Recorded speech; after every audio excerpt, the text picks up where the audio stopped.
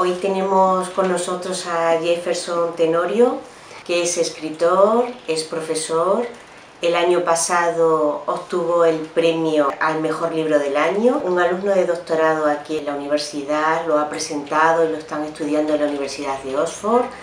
Y él se ha prestado amablemente para contarnos algunos conceptos que son bien diferentes en Brasil, cómo lo entendemos o cómo se trata en Europa. Hemos hablado en varias ocasiones de cuál es el concepto de raza y para nosotros lo asumimos de una manera, especialmente desde la multiculturalidad y la interculturalidad, pero hay que entender que hay países que lo entienden de otra y Jefferson va a contar eso para todos vosotros.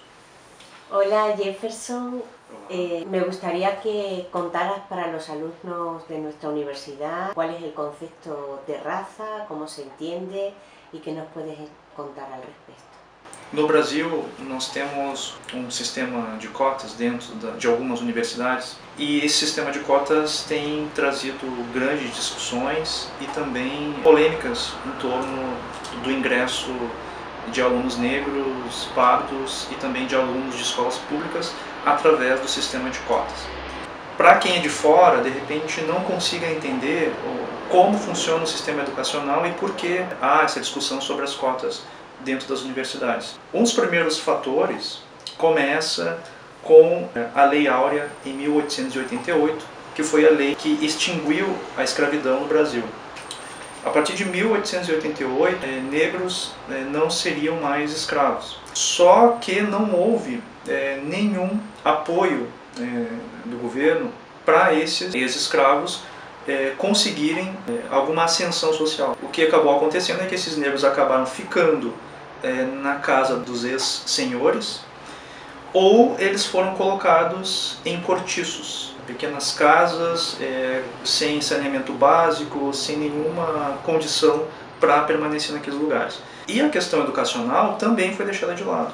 A educação só começa a fazer parte da vida desses negros e dos seus descendentes só a partir da década de 40, quase 50 anos depois, que os negros começam a entrar no sistema educacional, mas não no sistema educacional tradicional. Quem começa a trabalhar com os negros são as igrejas católicas. Claro, com toda a ideia de doutrina que eles tinham, de também passar, para que eles tinham que saber ler para ler a Bíblia. Então esse era o intuito dele e ao mesmo tempo eles forneciam educação básica para os negros. A entrada de pessoas negras, mestiças e pardas, ela só passa a ser efetivamente mesmo ali pela década de 70, muito tempo depois. E nesse período nós temos 40% da população brasileira de pessoas brancas. E essa população branca é que predominantemente está dentro da universidade.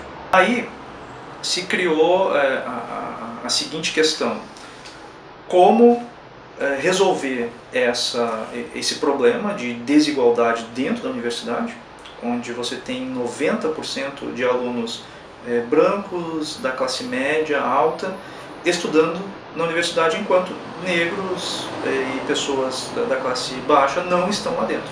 A primeira solução que se pensou era melhorar o ensino público básico. Então, tu melhora com os adolescentes, com as crianças o ensino e mais adiante tu vai ter pessoas capacitadas para entrar na universidade. O problema é que isso não aconteceu. Passou ano após ano, promessas e promessas de melhorar o ensino básico e nada aconteceu. É por isso que o nome dessas políticas se chama políticas afirmativas. São políticas práticas. Não são políticas que dizem, olha, daqui a 15, 20 anos nós teremos negros, pardos, pessoas pobres dentro da universidade. Não, são coisas para agora. E um dos argumentos que se utiliza é o seguinte: bom, como eu vou colocar pessoas que não tiveram um ensino básico bom dentro da universidade? É preciso melhorar a escola primeiro. O que eu penso é que as duas coisas podem ser feitas: melhorar o ensino básico e também colocar pessoas negras dentro da universidade. O problema é que as pessoas às vezes se esquecem do que significa as cotas efetivamente. Ela se refere a um processo de entrada numa universidade. É um processo seletivo.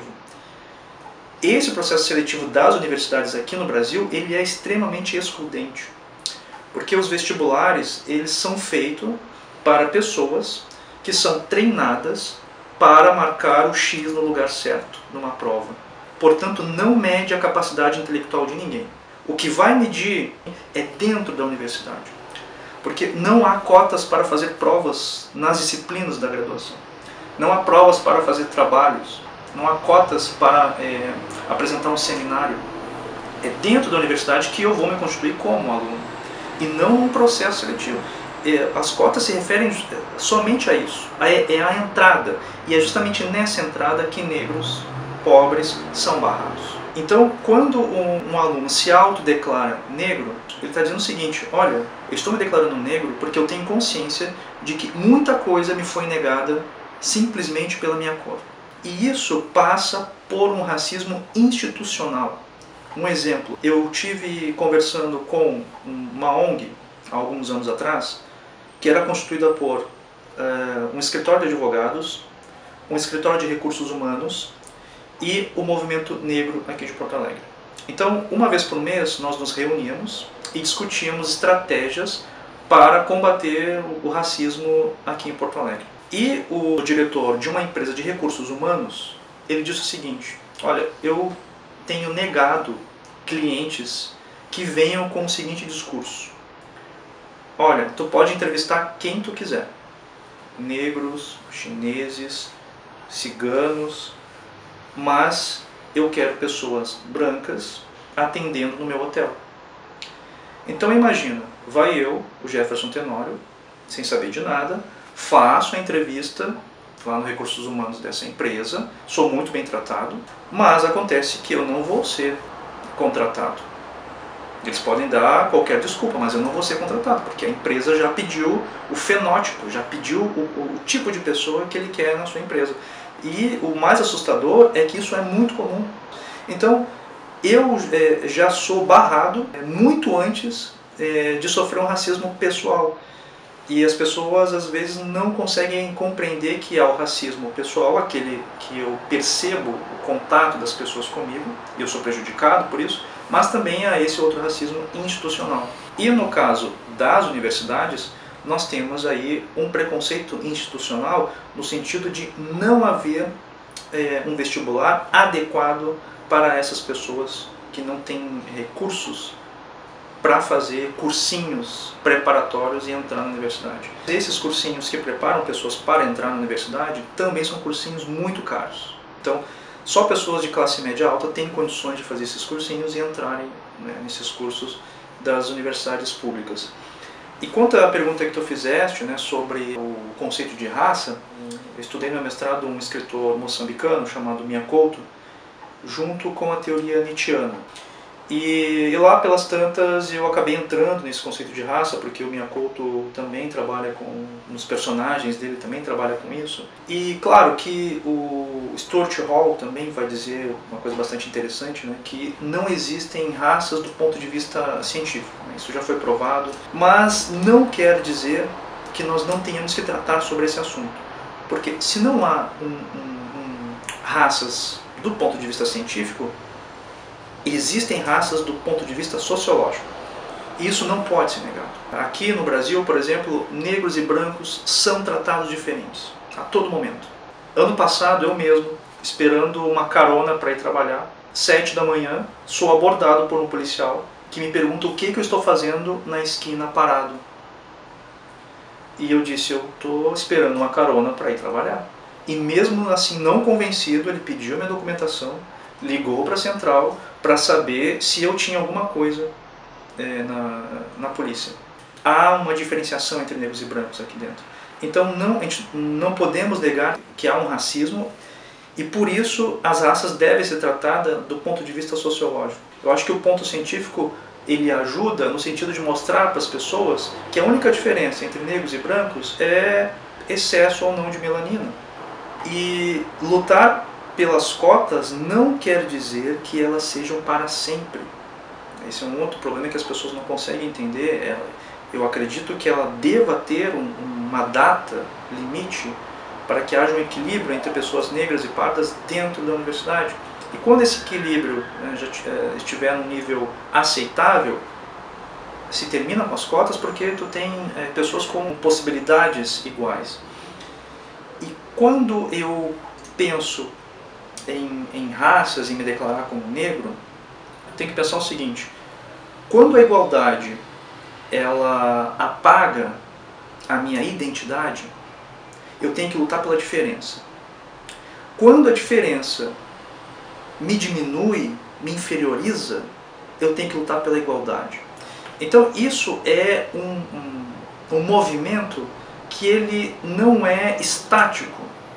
Em alguns momentos eu vou dizer: eu sou Jefferson Tenório, escritor e negro. Em outros ambientes eu vou dizer: eu sou Jefferson Tenório, escritor. Ponto. Depende da situação e depende do local.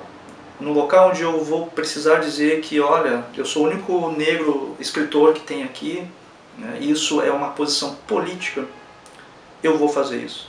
No outro momento em que eu não sentir necessidade disso, eu não vou fazer.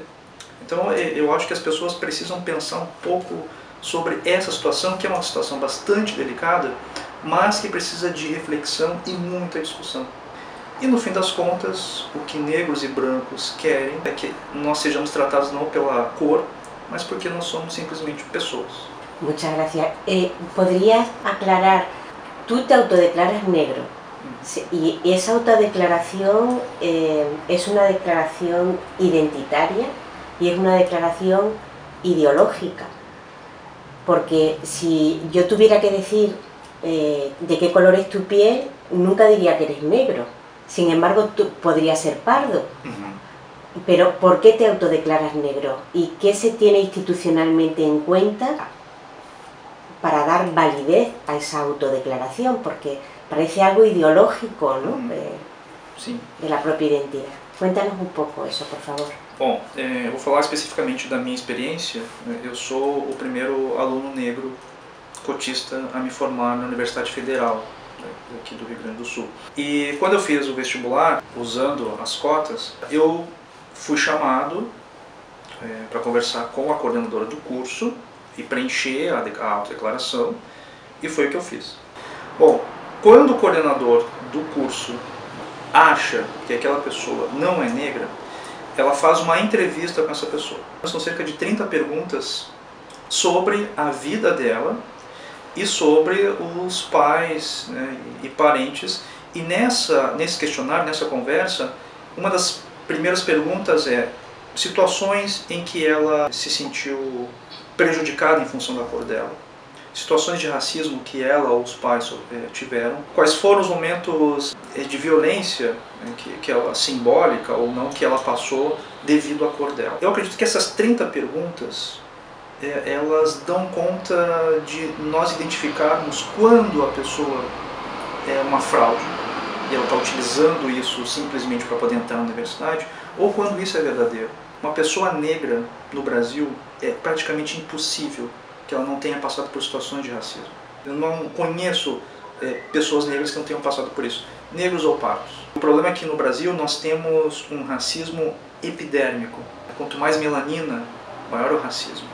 Mas isso não quer dizer que as pessoas pardas elas não sofram racismo, elas sofrem também. Em determinados espaços elas vão sofrer. Então, se autodeclarar negro é uma questão identitária, sim. É uma questão ideológica, também é uma questão ideológica.